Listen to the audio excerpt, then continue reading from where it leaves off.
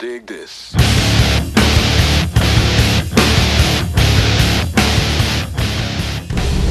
we go!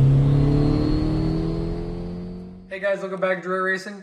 And today we're going to attempt to install the MMX two-step launch controller on your 22 Dodge Challenger RT, the 5.7 Hemi. Initially, it's not exactly how to, but we're going by the instructions, and it's more of showing you how us go through it, and if we can do it, so can you. Or if something's not going together like they kind of said, it's got to be done a little different way, or we find an easier way. Kind of show you that. And just from the last hour, this seems to be the easy part. The computer stuff is the hard part of getting it so it'll actually work. But let's tackle the hardware first. It seemed though as though it's plug and play. Like everything's from MMX. It seemed like they did a really good job labeling this. 12 volt, cylinder 1, cylinder 7, because this kind of get laid over everything. I think we got to open the fuse box and a few other things. So seems pretty straightforward, step by step in the instructions. I think you can download print it off or just get it up on your phone. So I guess. Yeah. So first thing, I didn't read the instructions yet, so we'll read the instructions. I think it did say to lay the harness out and see what's what. And this is going to intercept what, the coils or the fuel injectors? Coils, I believe. Yeah. You see here, it's pretty straightforward, I think.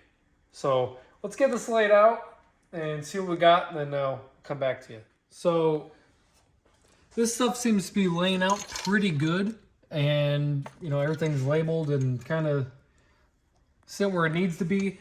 But now I think this is kind of the harder part and really hard to tell.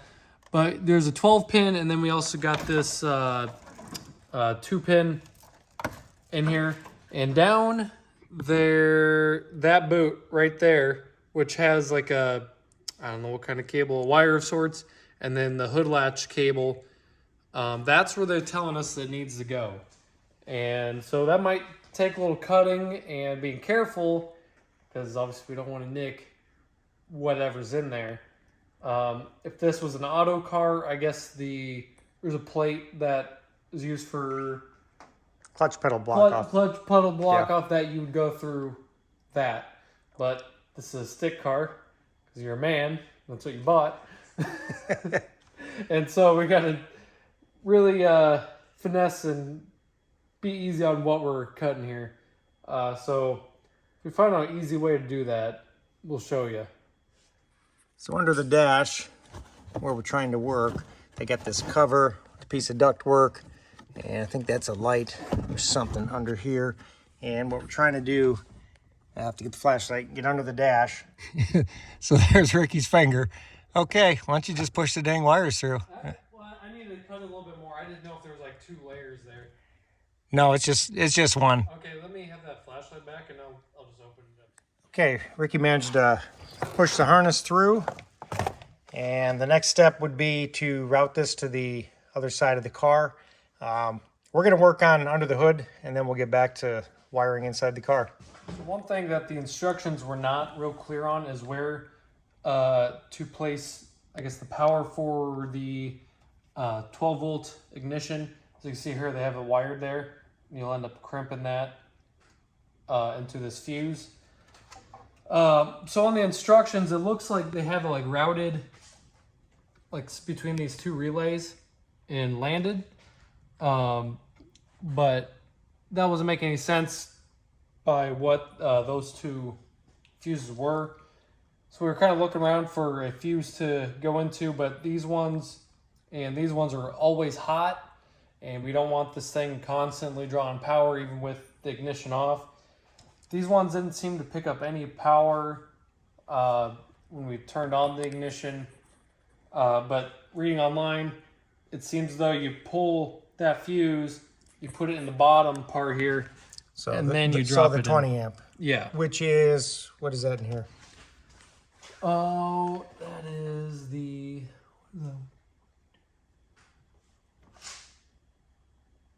F35, which is ASD feed number 2, which is automatic shutdown. So reading online, it's like it kills, I think an emergency or something. The gas and supplies the primary electrical current to the vehicle's automatic shutdown system, which controls critical engine management components like ignition coils, fuel injectors, and oxygen sensors. Oh, so let's tap into that. Yeah, let's blow that fuse and. Okay, so go ahead and we got a fuse puller in there. We'll go pull that fuse out.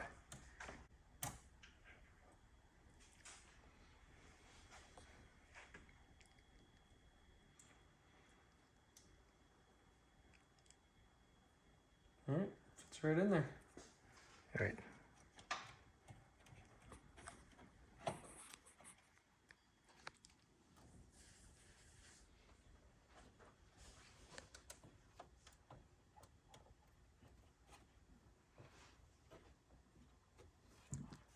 Is that wanting to play nice? There it goes. Okay. Yeah, and I think it's built up enough to where it just sits over the top of the next fuse over. So your other 2 wires in this end of the harness are what? Yeah, these next 2 are pretty self-explanatory.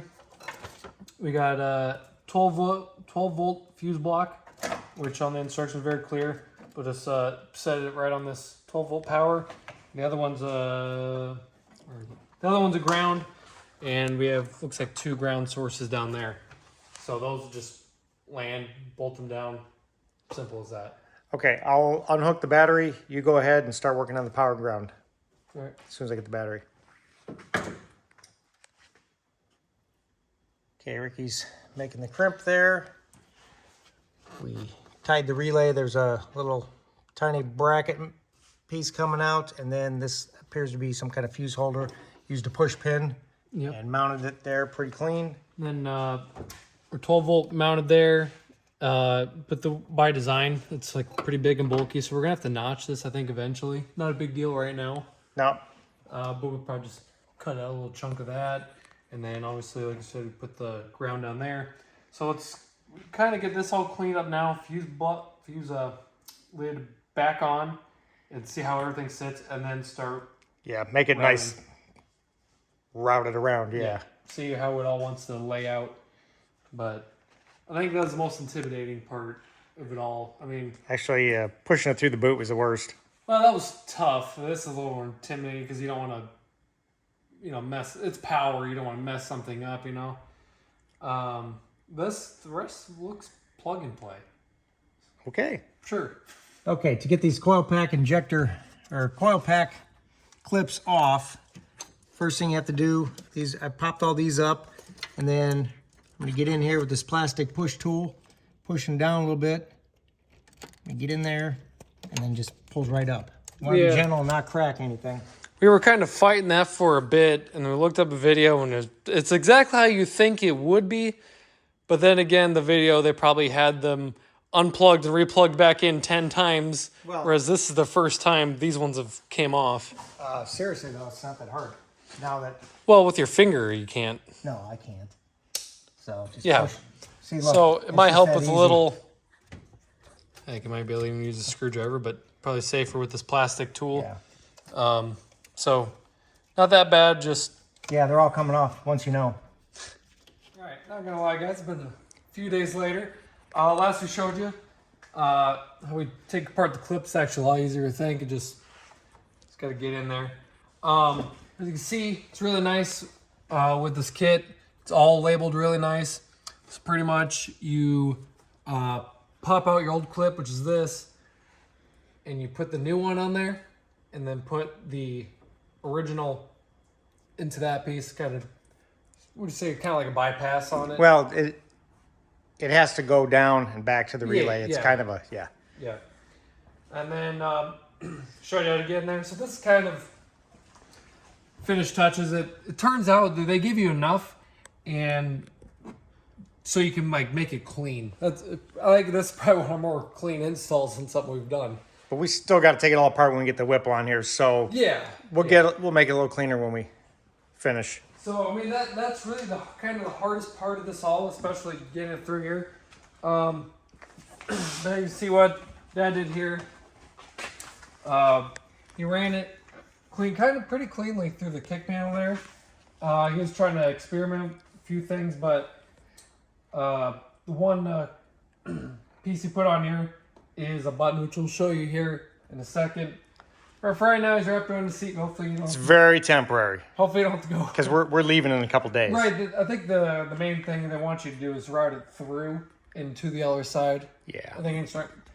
You don't have to do that. I mean, you could probably quilt a bunch of it under there and have mount it there if you really wanted to. But for temporarily, hopefully, you don't have to slide it back. I don't move the seat. So route it through there, up through there. And like I said, temporarily, they did double-sided tape, put it on there, and pretty simple. I think it's going to get zip tied to the shifter. Oh, yeah, the button. Yeah. Yeah. I'll figure it out. But pretty much all there is to it. I guess you want to, because that's some more of how to set it up. But pretty simple to set your... Yeah, so I'll show you how it's working. Get in the car and take it out of gear. And actually, if you just turn the car on, you don't even have to start it. Just hit the starter twice. Don't touch the brake.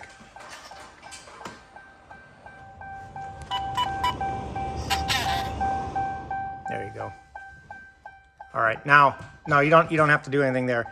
So bring that up to where we can see it. Yep. Yep. Right here. All right, so now show how that adjusts. You just go ahead and turn that Sorry up. for all the dinging. Okay, so it's 25 RPM intervals. So your desired... Does it save from the last set? Yeah, yes, it does. All right, so ideally this is set for 7,000. And Ideally, it's not set past where you can rev. So now if you push the button, Ricky, that green light will turn red. That's how you know it's activating. so obviously which one you set it, clutch all the way in first, mat it with the button, but you gotta be able to, you gotta let off the clutch and the button at the same time. Pretty much. So we're some people wire it up to a clutch switch. So every time the clutch is fully in, then you're on the two-step. It's not a bad idea. Yeah. So Like I said, we got to go in a couple days, so we don't have time to route it clean. right, but Maybe temporary forever. yeah, permanently temporary. Hey, tell them the other good news. Oh, we've got to get a little more into this, but somehow we made it into Rocky Mountain Race Week 2.0. If you guys don't know, that was like the baddest drag and drive before Sick Week. I guess the original 1.0, but same kind of deal. But it's 11 to 1,300 street miles. 4 really good tracks. I don't remember which one. I know there was that one down in Tulsa. Yeah. In South Bend, Kansas, and one in Missouri, and there's another one. So we got to decide which car survives Sick Summer. We got to have a non-broken car, but it's Ricky and I. So if the Challenger's running good, we'll with the supercharger. Yeah, there's a good chance, and it's a highway cruiser. This will eat up those road miles. Oh yeah. So we're gonna have a whole more video on that. Time comes probably after Sick Summer to decide, or maybe even after Whipple's on, we kind of get more tested. But it's kind of huge news for us. But let us know down in the comments if you guys have any more questions on how to set this up, or more on the tuning side, so we don't get any codes. That's a little more. Just bang your head in the wall, and it feels good when you stop. That's all I got to say about that. So not fun. But I did figure it out on my own. So man, it can't be that hard then. Right. So with the supercharger install, that's gonna be on the Track and Travel with Rick channel, because it's for his car and whatnot. But you'll probably maybe go a little more in depth on that there, on how to do that. So if you guys have any other questions, or maybe we can answer some of that in the comments. But hopefully you enjoyed the video. Like, subscribe. We'll see you in the next one.